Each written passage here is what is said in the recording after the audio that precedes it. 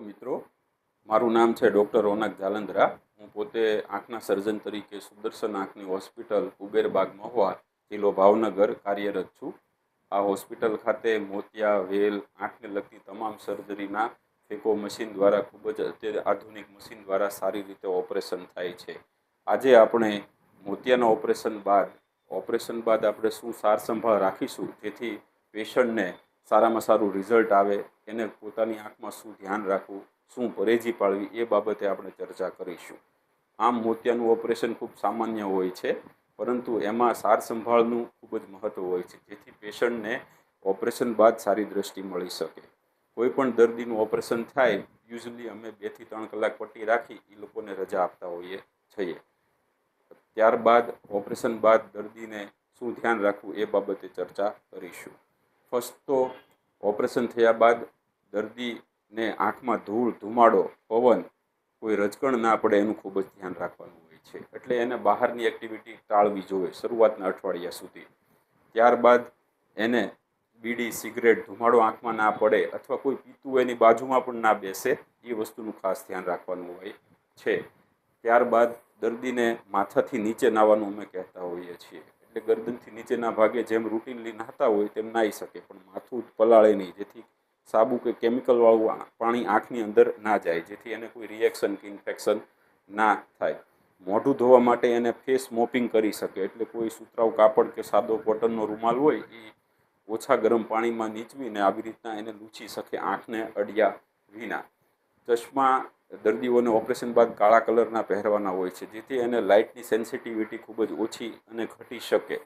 આ ચશ્મા રૂટીનલી દિવસ દરમિયાન પહેરવાના હોય છે, રાત્રે સૂતી વખતે પહેરવાના હોતા નથી, ને ચશ્મા પહેરતી વખતે એ આંખને ડેમેજ ન કરે એ ખૂબ જ ધ્યાન રાખવું જરૂરી હોય છે। દર્દીઓએ કોઈ પણ પ્રકારની ભારે વજનવાળી વસ્તુઓ ઉચકવાની હોતી નથી, જેવી રીતે કે શરૂઆતના સમયના તબક્કામાં એને પાણીની ડોલ, ગાડલું ફેરવવું, સ્કૂટરને કિક મારવી, કોઈ વજનવાળી વસ્તુ ઉચકવી, આ બધી વસ્તુથી ટાળવું જોવે, એ કાર્ય કરવું જોવે નહીં। એને પોતાને જો ઉધરસ આવતી હોય, કબજિયાત રહેતો હોય તો પણ પેટનું દબાણ વધે તો આંખમાં પણ નુકસાન થઈ શકે, એ વાત ખાસ ડૉક્ટરને કહેવી જરૂરી છે। દર્દી પોતે ઘરે બનાવેલું તમામ સાત્વિક ખોરાક લઈ શકે છે, જે રૂટીન આપણે બધું કરતાં।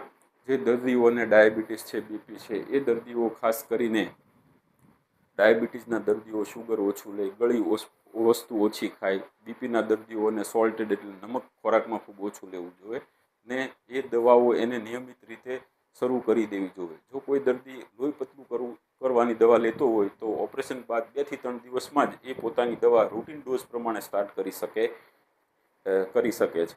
ઓપરેશન બાદ 20 થી 25 દિવસ સુધી ઘણી વખત દર્દીઓને થોડું ઇચિંગ થવું, આંખમાં ખંજવાળ આવવી, આંખમાં એને પાણી પડવું એ એક રૂટીન પ્રોટોકોલ કે પ્રક્રિયા હોય છે। ઘણા દર્દીઓને પ્રોબ્લેમ વધારે થતી હોય, કોઈકને ઓછી થતી હોય છે, પરંતુ એ ધીરે ધીરે ઓછી થઈ જતી હોય છે અને એની રૂઝની એક પ્રકારની સાઇનના કારણે આવું થતું હોય છે। જો કોઈ દર્દીને ટીપાનું રિએક્શન વધારે આવતું હોય, એને જોવામાં ઓછું દેખાતું હોય, પેઇન થતું હોય તો સત્વરે એના ઓપરેશન કરનાર ડૉક્ટરની મુલાકાત કે કન્સલ્ટિંગ કરાવવું ખૂબ જરૂરી છે। ટીપા કઈ રીતે આંખમાં નાખવા એ બાબત આગળ અમે તમને એક્સપ્લેન કરીશું। ખાસ ટીપા સ્ટરાઇલ રીતે નાખવા ખૂબ જ જરૂરી હોય છે। ઓપરેશનવાળી આંખને બને ત્યાં સુધી ઓછું અડવું, એની વચ્ચે ઘણી વખત ચશ્મા અને આંખની વચ્ચે ઘણા રૂમાલ રાખતા હોય, વીંટીને રાખતા હોય, એ કરવું જોઈએ નહીં। આંખ ખુલ્લી રહી અને વ્યવસ્થિત રીતે ટીપા જશે તો સારી રૂઝ આવશે, દર્દી સારું દ્રષ્ટિ ભોગવી શકશે।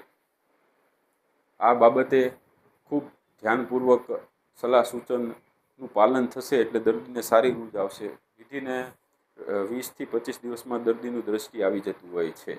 રૂટીનલી 7 દિવસ બાદ અમે એને ઘણી બધી છૂટછાટ પણ આપતા હોઈએ છીએ। સ્ત્રી દર્દી હોય તો એને 5-7 દિવસમાં તો અમે એને ગેસ ઉપર રસોઈ કરવાની પરમિશન આપતા હોઈએ છીએ। ચૂલા ઉપર ધુમાડો આંખમાં ના જાય એ માટે એને ચૂલો ઉપયોગ ના કરવાનું ના પાડતા હોઈએ